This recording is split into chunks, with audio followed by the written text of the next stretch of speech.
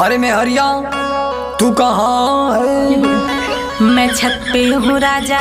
तो जरा नीचे आ जा। क्या बात है राजा? करे तू इंस्टाग्राम चलावेली का?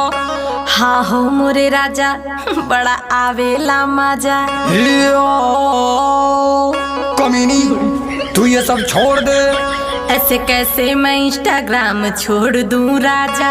अभी टाइम है जाने मन, तू होश में आ जा। इसमें क्या है बुराई, आप ही बताओ ना। देखो पूरे गांव में मेरी नाक तुम कटावो ना। अरे राजा जी, इसमें पैसा बहुत मिलता है। तेरी वीडियो से कितनों का नियत बिगड़ता है।